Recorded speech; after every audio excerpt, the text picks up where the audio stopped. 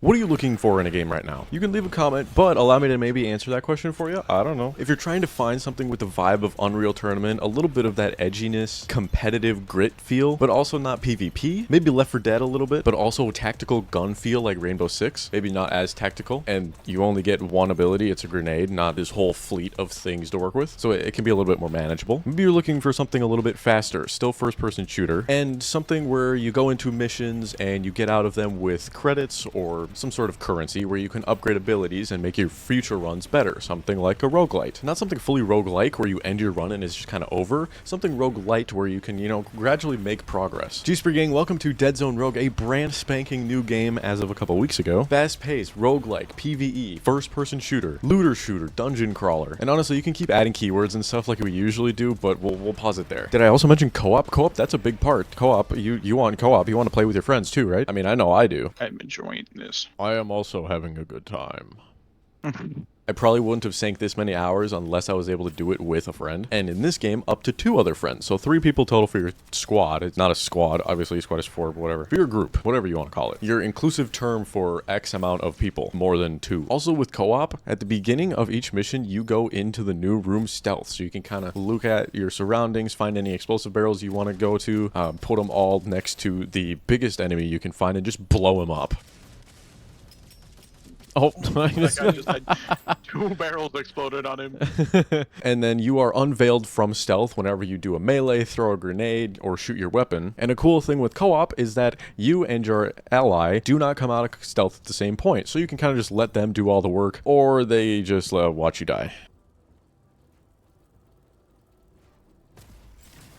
Oh, Logan! I'm dying. Yeah, you f***ed up now, didn't you? There's a shield guy back here, by the way. Oh, he's aiming at your ass. No. What? I did not sign up for this. What the f? Don't just sit there and laugh at me.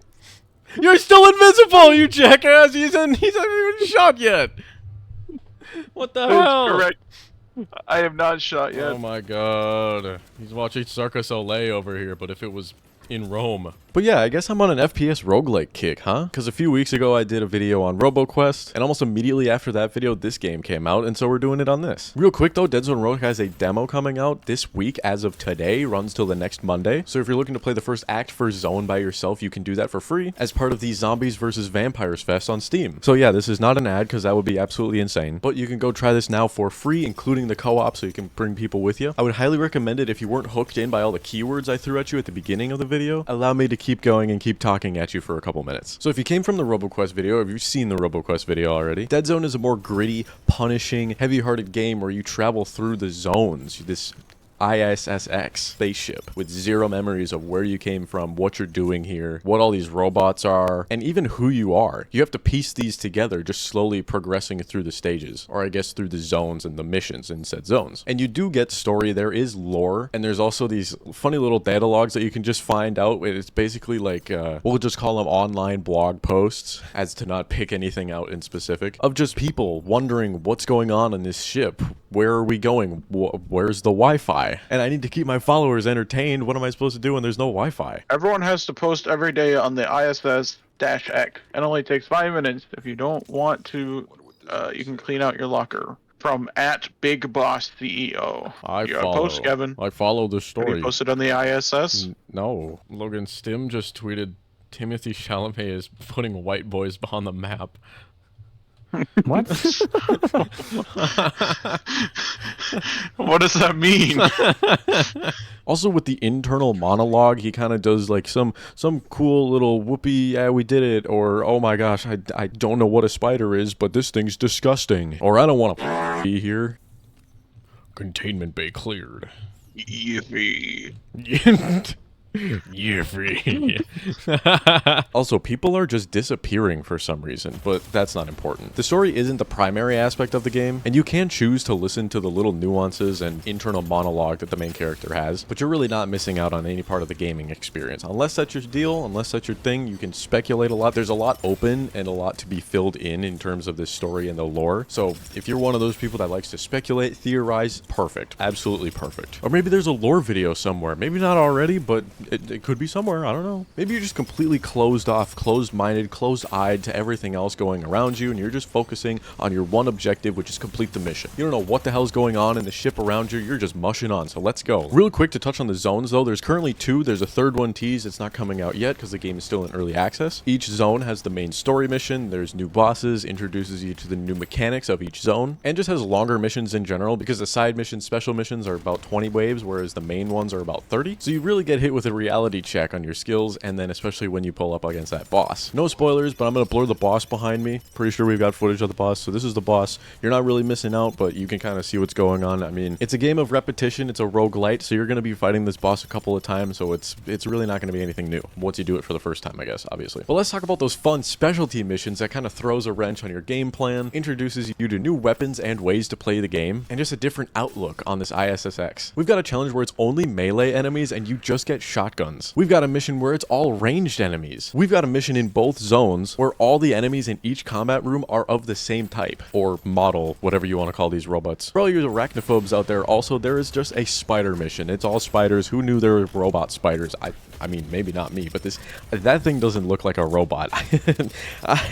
You can stay away from me. There's also a mission with dual SMGs where each shot that you miss, it damages you, but it's not like physical, ow, I hurt, my health is going down damage. It just increases your spread, which honestly isn't that bad. Logan and I had an absolute blast with this mission. And not last, but also not least, there is a headhunter mission where you can only damage enemies with headshots. You can do like 10 damage with a body shot or anything below the shoulders, but the main way you have to do damage is either with your grenade or this one bullet in a clip sniper that if you miss it, you've got to go through the whole reload animation. But if you hit specifically in the head, you do have to reload if you hit anything below. But if you hit them in the head, you immediately get that bullet back and you just, I don't know, rebolt your sniper. I'm not a gun person. Hey, wait a minute. These aren't fun. These are hard.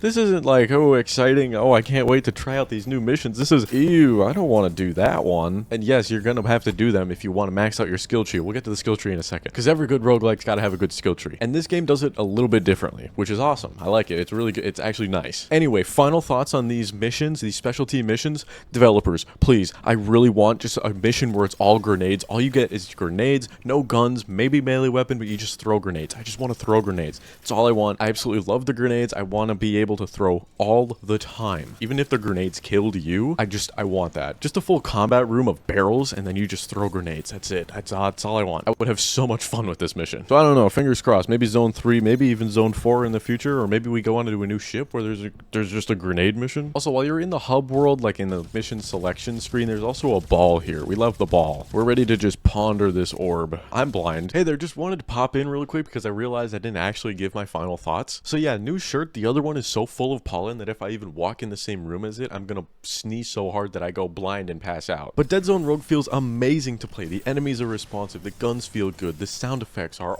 progression feels natural. And the gameplay loop of this game would get really boring if there wasn't so much of an emphasis on beating the game at a higher difficulty. Part of the game is challenging yourself. Ramping up from normal to hard to expert to nightmare is super rewarding, but also incredibly turbulating. On a higher difficulty, the enemies are faster, have more health, do more damage, and are quicker to respond, which is bizarre to even think about. They're smarter, they hear sounds from further away, they react to those sounds quicker. They will swarm you like a hive mind, and they will jump on you so fast you will not even be able to scream. But once you realize what you're doing and how to navigate this tricky situation, it's just, I mean, check out that room clear, dude.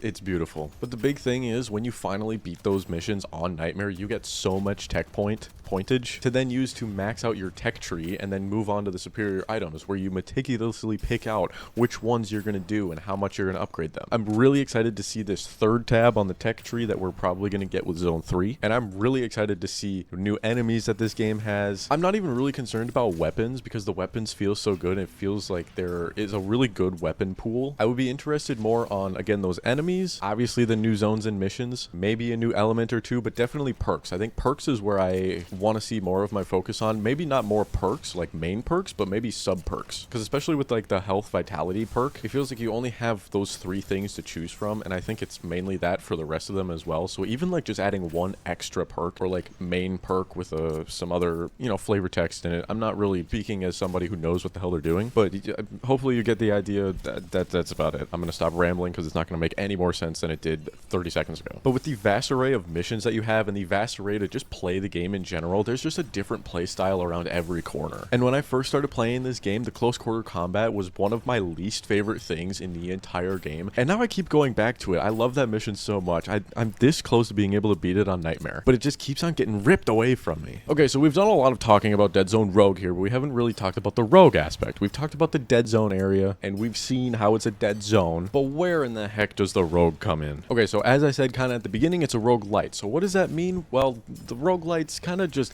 push you along. It's kind of like Hades, if you ever played Hades. It's pretty much baby's first roguelite as far as I'm concerned. It was definitely my first roguelite. One of the 3 games that got me into the Rogue X genre, mainly the roguelite genre though. So each run you do have upgrades between stages. You have perks. You have up to 3 perks that have sub perks in them that give you some bonus stuff. I really like the grenade perk. If you didn't guess by now, there's a grenade perk. You can get like 3 extra grenade charges, which is fantastic. There's robots. There's elemental damage. There's, if you kill somebody with your melee, you get to go back invisible for a little bit. Oh, real quick, there's also a perk for health. There's a health perk where you get more health. Tell them about it, Logan. I like going health just because it gets me a bunch of health.